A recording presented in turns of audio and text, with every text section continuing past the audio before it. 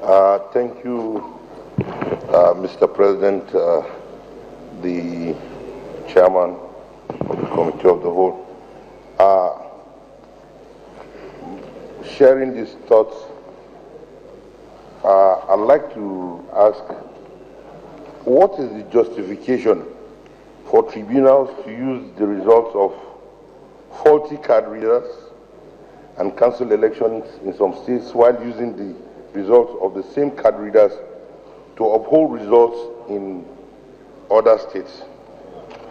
I hope, and you have confirmed to say that never will elections be won at the INEC headquarters or state electoral offices.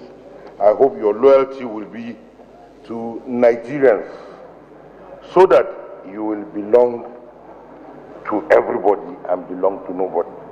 And the test of your dexterity, your doggedness and integrity will be the Bayelsa and Kogi elections. Thank you, Mr. President. Dr.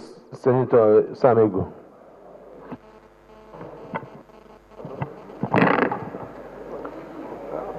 Thank you, Mr. President. Distinguished colleagues, my name is Senator Sam Egu. I represent the honest and hard-working Abakaliki people of Ebonyi North. Mahmoud, as you know I call you Mahmoud, you were the Executive Secretary of ETF and later TED Fund when I was Minister of Education. And you are one of the best executive secretaries I had of all the parastatals under the Minister of Education. And I have no doubt that this new assignment given to you by Mr. President, you're also going to do very well. Mr. President, in view of the fact that he has demonstrated scholarly disposition to all the questions asked him this morning. And you have worked with him. And I have worked with him, I can attest for him. Yes. And others who have not even gone half of the way he has done have been asked to take a bow. I plead, Mr. President, and my honorable colleagues, that you should be asked to take a bow. No. Yes. Take a bow. No. Take a bow. No. Take a bow. No. Yes. You take a bow. No. Take a bow. Yes. No.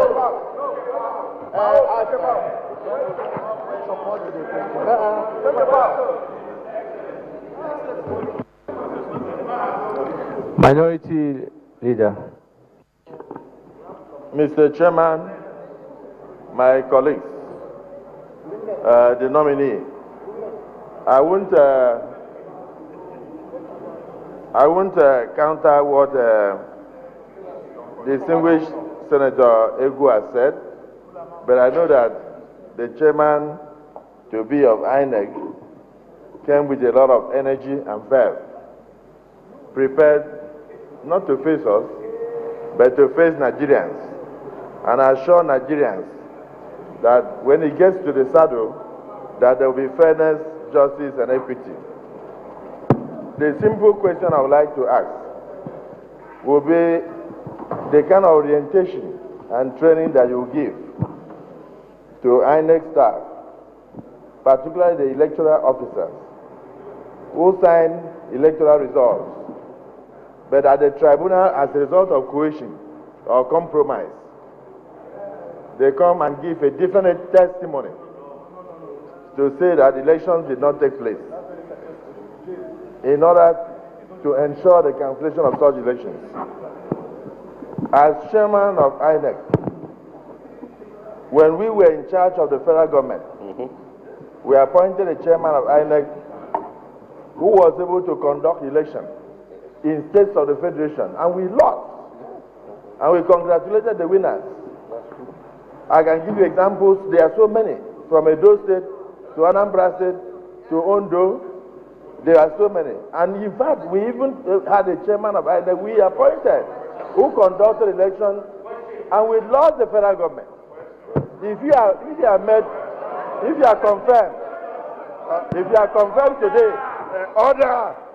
if you are confirmed today as chairman of INEC, will you withstand any coercion, any pressure, any intimidation?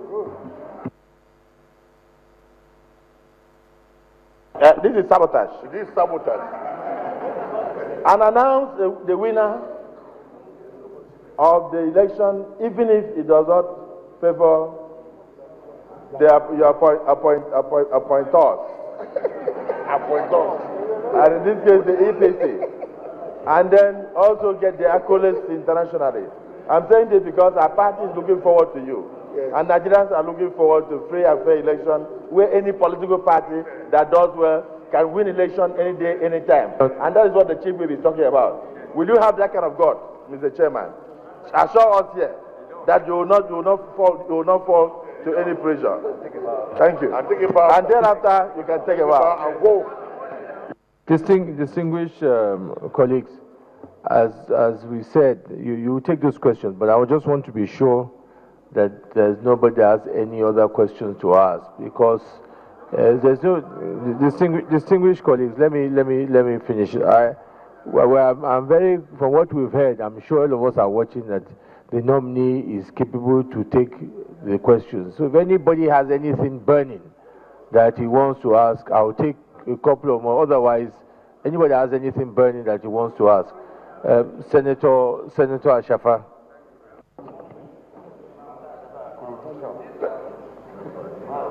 Thank you, Your Excellency, the Senate President, my distinguished colleagues.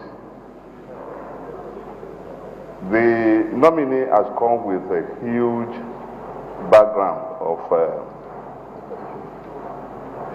somebody that can be trusted, experienced. And with the way you have answered the questions, I'm sure majority of us know that you are right for the job. However, I want to bring your memory back to an event that happened in the last election. And that was 2 days after the presidential election, when the collation of results were being done. And there was this elder Orubebe's outburst. I want to ask you, is the question now? Do you have the temperament to cope with this job in such a manner that if such things happen in future, you will be able to do something like what he did or something different? If you have anything different by way of solution to that kind of issues, please can you let us know? Thank you.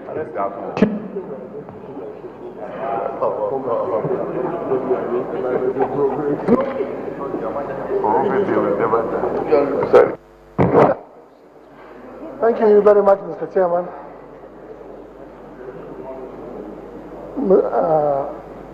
Mr. Nominee, I have one question for you. What step would you take if you eventually confirm as chairman of INEC to ensure that primary elections duly conducted in the presence of INEC are not changed or manipulated? Because over the years, elections were conducted in the presence of INEC, yet results were changed and nothing is done. Thank you very much.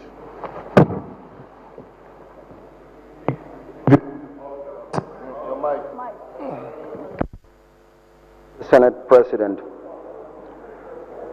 Senator Philip Aduda, tribunal judgments, some results cancelled in one state and not cancelled in another.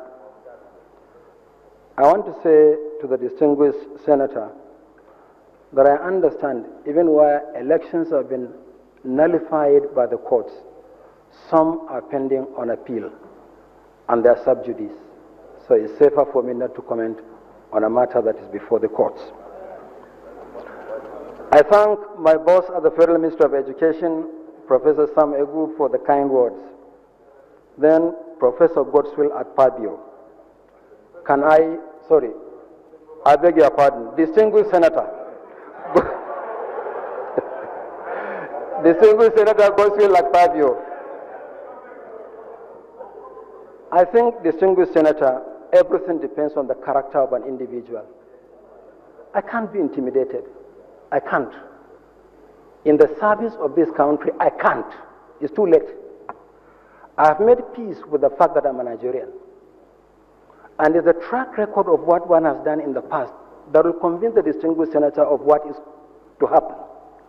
The distinguished senator may not recall that years ago while we were governor, we had a problem which was State University, the first State University, which only existed in a housing estate called Ubiom in Uyo. No, it's not under your regime, but you had the courage of repealing the law establishing that university which only existed in a housing estate. And we worked together. We worked together to establish the vibrant new State University at Ikot Akpadem.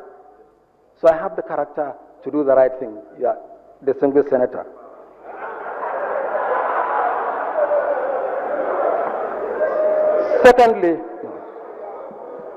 Secondly, distinguished senator, in the course of my public service career, I have earned accolades and I've been showered with awards.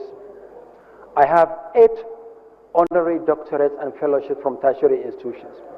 The first one was at the Waziri Umaru Polytechnic in 2008, and you also received a fellowship on the same occasion. But that's not the point. The point I am making is that out of the 8 recognitions I received, out of the 8, 5 came from the southern part of this country, 3 from the northern part. The highest honor came from the southwestern part of the country, and none from the geopolitical zone where I come from, the northeast. So I've reconciled myself to the fact that I'm a Nigerian. Compromise for what? The most important responsibility to discharge is the service to the Federal Republic of Nigeria, to which I'm committed. Thank you, distinguished Senate President.